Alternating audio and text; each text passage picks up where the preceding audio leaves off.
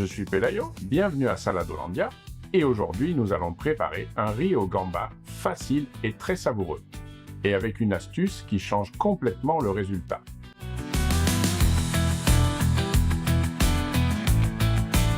Si tu as des gambas ou des grosses crevettes, et que tu jettes habituellement les carapaces et les têtes, tu perds de l'argent.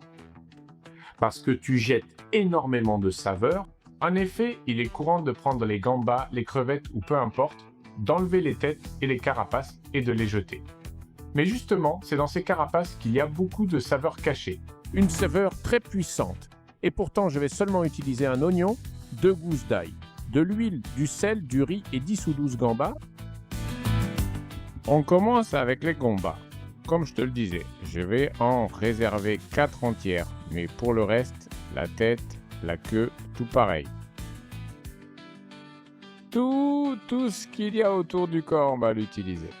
Et de là, on va obtenir un bouillon qui va te faire halluciner. Je mets les gambas de côté, bien fraîches et propres. Et à part les têtes, les carapaces et tout le reste. Là où on va cuisiner le riz, on met un filet d'huile à feu moyen. Et quand c'est chaud, tout ça, tout ce qu'on allait jeter, on l'ajoute dedans. Et on va cuisiner, on remue de temps en temps en écrasant un peu les têtes. Jusqu'à ce que tu vois que tout change de couleur et qu'une odeur forte et très appétissante commence à se dégager.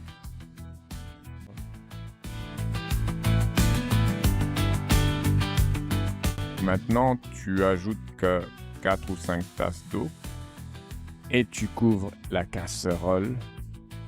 Tuesday va se laisser cuire ça à feu moyen ou moyen doux, doucement, pour que le bouillon parfait se forme. Je laisse comme ça pendant 15 minutes en train de bouillonner et ensuite, je le retire du feu. Ce que je vais faire, c'est une double filtration. Je le verse dans un récipient à travers une passoire pour enlever les impuretés ainsi que les têtes et les petits morceaux. Mais ne t'inquiète pas s'il en reste encore quelques-uns, parce qu'après, je le verse dans une carafe. Et là, il faut faire un peu attention pour que seul le bouillon tombe dedans. Juste le bouillon. Regarde la couleur que prend le bouillon. Et tout ça vient de quelque chose que normalement j'aurais jeté. Dans la même casserole, je mets un autre filet d'huile. Et ici, je vais faire dorer un peu les crevettes que nous avons décortiquées. Donc, faites-les revenir 30 secondes de chaque côté. Attention, ici on ne veut pas cuire complètement les crevettes. On veut juste les saisir légèrement de chaque côté pour qu'elles prennent cette petite couleur. Si tu les fais trop cuire maintenant, à la fin elles pourraient devenir sèches. Comme je te l'expliquais, 30 secondes puis on les retourne. Encore 30 secondes et on les retire du feu.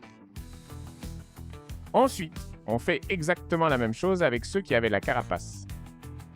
Donc 30 secondes, on les retourne.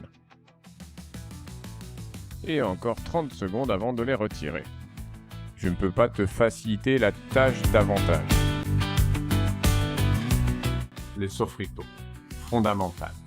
C'est l'une des choses qui donne le plus de goût à un bon riz. Si ta poêle est devenue sèche, rajoute un peu d'huile et un oignon, c'est obligatoire. Bien émicé avec 2 ou 3 gousses d'ail. Également très finement haché, CE sera le super sofrito du riz. Yaï! Et il ne faut pas se presser. N'oublie pas de remuer de temps en temps. Et quand tu remarques que l'oignon a changé de couleur et qu'il est bien tendre, tu ajoutes du paprika doux selon ton goût. Mais attention, dès que tu l'ajoutes, remue vite pour bien le répartir, sinon il brûle très vite et devient amer. Donc, ces rapides coups de cuillère sont essentiels. Nous ajoutons le riz, dans mon cas 300 g, c'est-à-dire une tasse et demie. Et on le chauffe un peu, on veut qu'il dore légèrement, qu'il prenne de la température. Pour cela, tu vois, on le remue et il doit bien s'imprégner du sofrito.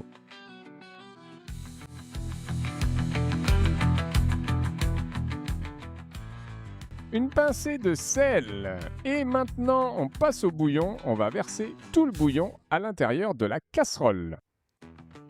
Un petit coup de cuillère. Et on couvre pour que ça cuise à feu moyen.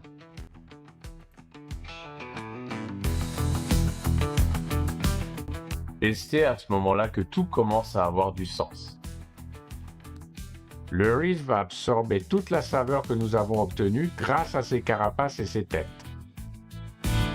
Nous le laissons comme ça pendant 8 ou 10 minutes à feu vif. C'est maintenant le moment d'ajouter les gambas. Comme ça, ils finissent de cuire 4 minutes environ dans le jus du riz. Et quand on en est à ce stade, on ajoute les gambas, comme je te le disais. Moi, j'aime bien les répartir pour que ce soit une surprise pour celui qui les trouve. Cela dit, une fois répartis, je place les 4 qui ont encore la carapace joliment dessus, pour que la casserole soit plus belle et donne encore plus envie. Je couvre et je fais cuire jusqu'à ce que ce soit à mon goût. Et je vais te dire un secret. Si tu l'aimes bien détaché, c'est parfait. Mais si tu l'aimes bien crémeux, ici tu peux ajouter plus d'eau. Le secret, c'est de le faire avec de l'eau très très chaude. Et comme ça, tu lui donnes la consistance que tu préfères. Chez moi, on l'aime comme ça, bien crémeux. Et ensuite, retiens-toi encore 5 minutes en le couvrant avec un torchon. Regarde comme il a l'air appétissant. Après, tu peux déjà dire la fameuse phrase « Allez, à table !» En fait, je vais réserver ici une portion pour que tu vois à quel point ce plat est appétissant. Un riz crémeux entièrement au gambas. Décore-le avec une gambase entière et là, c'est royal. Qu'en dis-tu? Tuesday has envie d'y goûter. Très facile à préparer et en profitant absolument de toute la saveur que nous offrent ces petits fruits de mer.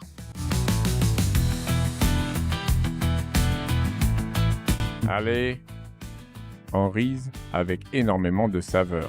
Et rappelle-toi que tu peux utiliser de la crevette, des gambas ou d'autres grosses crevettes ou ce que tu as sous la main. C'est un super plat. Et si tu aimes ces recettes faciles, délicieuses et pleines de saveur pour toute la famille, laisse-moi un commentaire en me disant quelle recette tu veux que je prépare. Et on se retrouve dans la prochaine vidéo.